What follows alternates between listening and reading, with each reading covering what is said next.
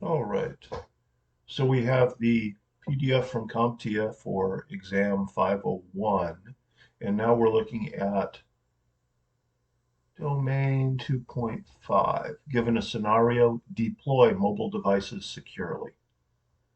Let's see what we've got for that. Okay, connection methods.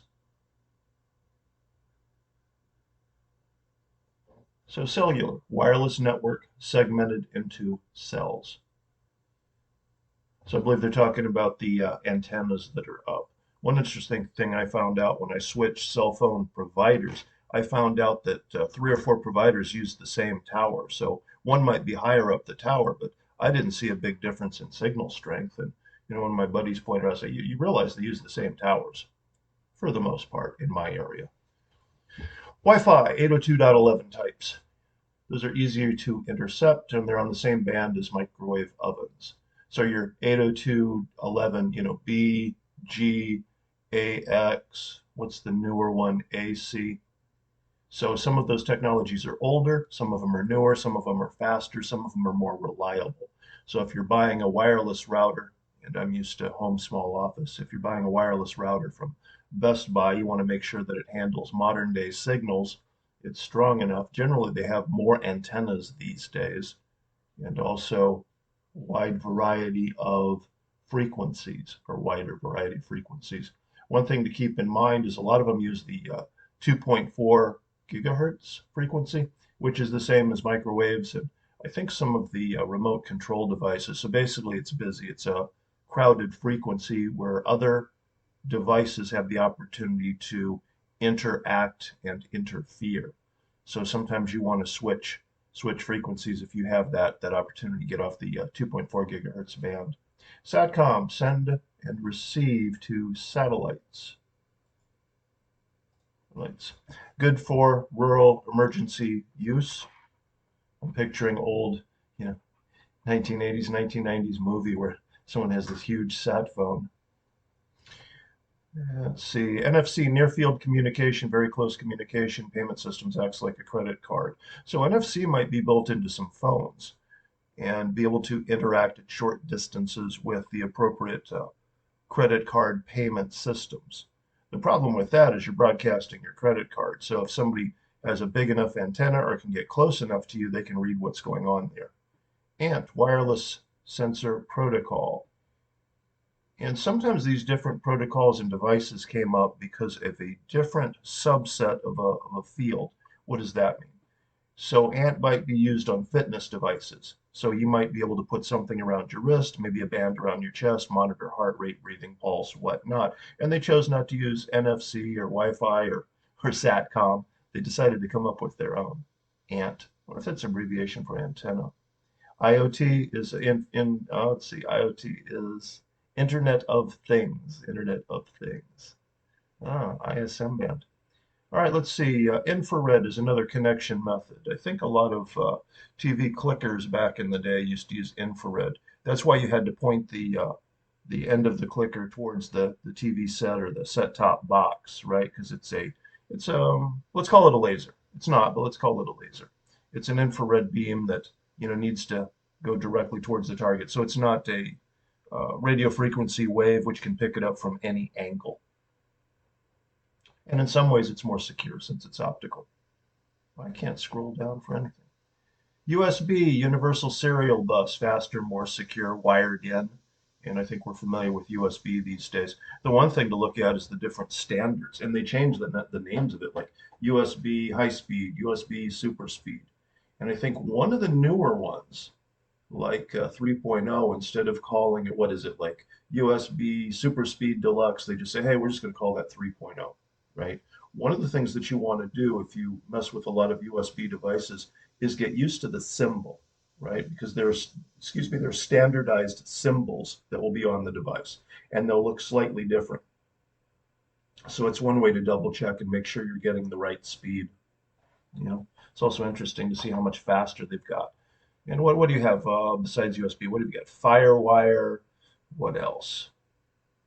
I think USB-C is a big one. That really small adapter, and I think that can be either top up or top down. You can flip the sides, which is nice because the old joke goes, how many times does it take to try and plug in a USB device? Three. You know, you plug it in the right way and it doesn't fit. Then you plug it in the wrong way. Then you plug it in the right way again, and for some reason you hit the right angle and it goes. Love that joke. All right, let's see if we can freeform this. Mobile device management concepts. Am I calling these right? Yeah. Application management. So on the mobile device, and when we're talking about management, generally that means that the corporation is keeping an eye on what's on the phone you're using, right? And we have some comments on that. But application management, managing the applications, what does that mean? Who's in charge of patch management for the mobile phone that your company has provided to you? Who keeps up with the patches? Well, some of the companies that have been in business for more than a year know that users aren't going to keep up with patch management. They got business to take care of, right? And not only is it patch management, but it's which applications can go on the phone. You don't want your users putting whatever application they want on there because they're going to call up tech support and say, hey, I downloaded the latest this or that and I can't get it to go. You don't want to be providing tech support for everything on the market. So you might have some applications whitelisted. This may be verbal in writing, or this may actually be electronic. They try to put an app on the phone that goes, nope, you know, your company managing the phone says you can't have that. And then you got to fill in some paperwork to see if you can get them to add that. Content management, managing the content, the data, right? And I don't know if we're getting into data loss prevention. Um, Basically, the company's keeping an eye on what data is on the phone for various reasons. Yeah. Remote wipe. If the phone gets lost or stolen and there's proprietary or personal information on it, you know, you can't go to the bad guy and say, hey, I need my phone back so I can wipe it and then you can have it again. You want to do this remotely. It's like wiping out all the phone numbers, all the company data, you know, any personal information. So remote wipe. I think the iPhones can do that, right? Geofencing, geography. So geofencing means that certain applications or maybe the phone itself only works within a certain area, which means that the company needs to know where the phone is. Can they do that? Yes.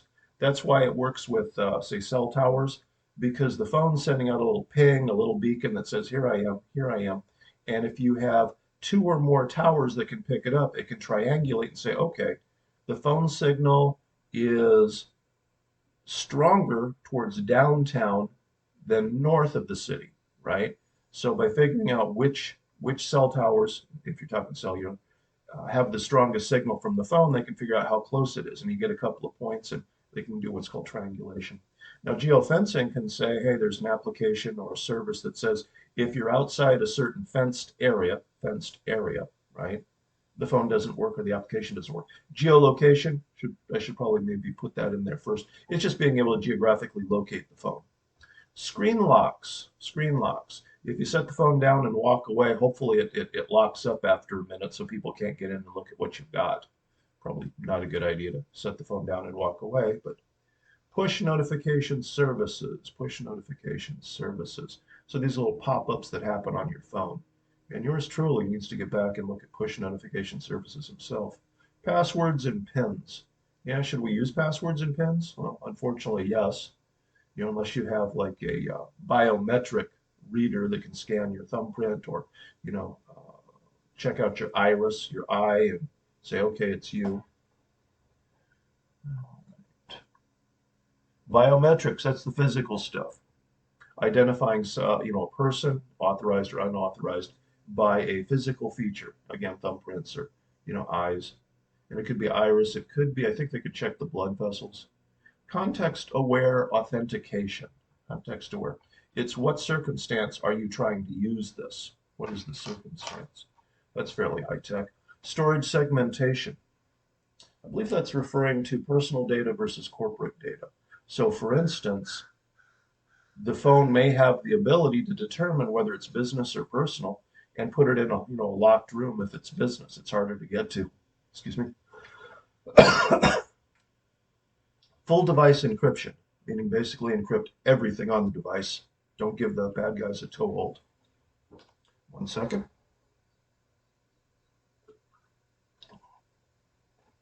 I'm gonna see if I can throw in supplementary web articles and go, hey, when I was looking this stuff up to fact check myself, these are the sites that I found. Anyway, you might find them useful. Enforcement and monitoring for third-party app stores, third-party apps. And again, you don't want the users putting any piece of software on the phone. Rooting or jailbreaking, rooting or jailbreaking. It means that a person uses a tool to gain more privileges, privilege escalation. Anyway, they're cracking the protection on the phone that prevents you from doing things. And say, I want to put whatever I want on this phone. Is there a program that lets me do that? Well, of course. Side loading, again, that's referring to rooting, jailbreaking. Side loading, I believe, is loading in a third-party program coming in through the side door. Custom firmware, not up on that. Carrier unlocking. So if you buy a phone from Verizon and you're on an annual or monthly payment plan, and they budgeted in the price of the phone in the payment plan, right? So let's say you buy a $900 phone from Verizon. Well, they might charge you an extra $200 a year, for the first 4.5 years you're with them. So if you can unlock the phone and go to another company, let's say, have these guys bought each other out yet? AT&T, right? So basically you save $500. You don't have to pay the remaining balance on the phone.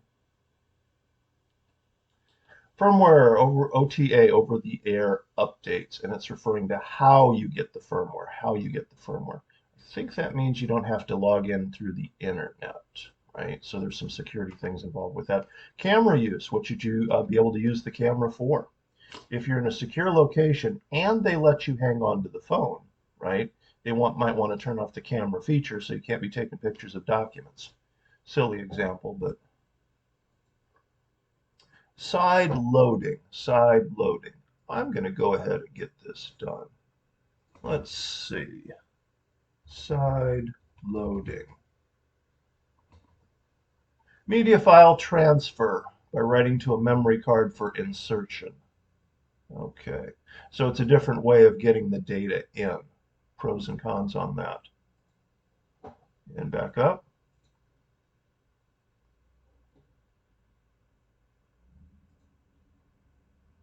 Okay, enforcement and monitoring for external media. You might not want people putting memory cards into their phone or device or mobile device, right? Because it could contain malware. So if nothing else, at least a notification that says, hey, so-and-so just plugged something into his or her phone. That way if something goes bad, they know what happened. USB, OTG. Oh my goodness. OTG. There's stuff about Security Plus that I haven't memorized. USB on the go. To act as a host allowing other USB devices. I think that's a similar concept as to Wi-Fi hotspot. You're using one device to provide a service for other devices. All right, back we go. GPS tagging. So when you take a photo, it can add extra information. Is that EXIF format? In other words, the camera is smart enough to know where you are in the world. And it adds that as a tag to the phone, which is one reason why people say, hey, before you post something on Facebook, why are you on Facebook? Before you post something on Facebook, remove the geotags and all this stuff, because they might, if you take a picture of your house and it gets geotagged for its exact coordinates, somebody might know where your house is. It's like, yeah, this is my house, and I'm about to go on vacation for 2 weeks, and there won't be anybody home. And they can take a look at your picture and find out where there's nobody home. Wi-Fi, direct and ad hoc. Ad hoc means, in the spur of the moment, hey, we're just going to set up a quick network. It's last minute. It's not that fancy. They're all just going to talk to each other. Tethering. Tethering is when you connect one device to another. It's tethered. So you might tether your phone to your laptop, so that you can use Wi-Fi payment methods. How do you transfer money, right? That's important to keep track of and monitor. Is it being transferred securely? If you're interested, look up PCI DSS. PCI TAC DSS. PCI, Payment Card Industry Data Security Standards. That's something interesting. I would talk a little bit of OTA, camera root use, SMS, MMS. Right. I want to nail down my understanding. And we all kind of have a feel for it. MMS, Multimedia Messaging Services, same technology as SMS to send multimedia content. So it's sending content to your phones, differences and similarities,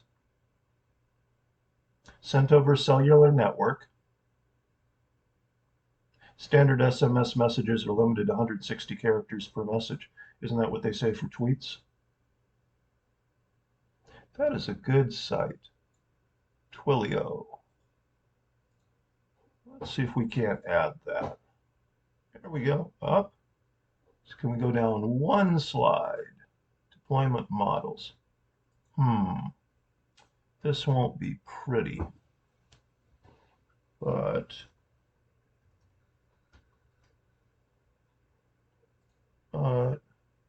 we got the link on there. It's on there. It's from the previous slide. Okay, and there's that. Deployment models. See how many Brett knows.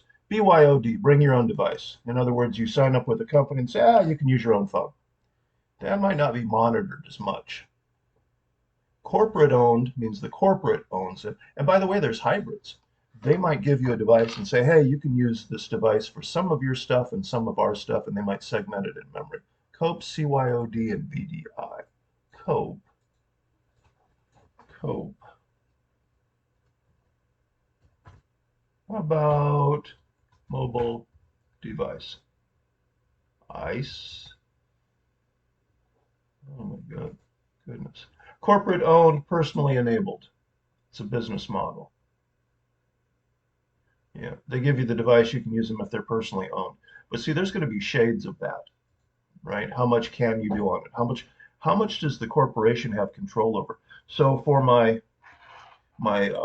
professional Gmail, that's managed by headquarters. That's not managed by me. So sometimes I get locked out of stuff and I don't have rights. I'm like, where'd it go? Well, they're upgrading the server and their services. So somebody else is fiddling with my email.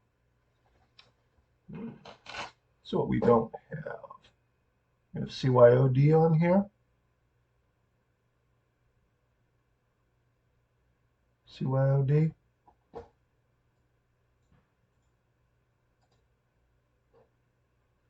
How to look up items while you're given a briefing.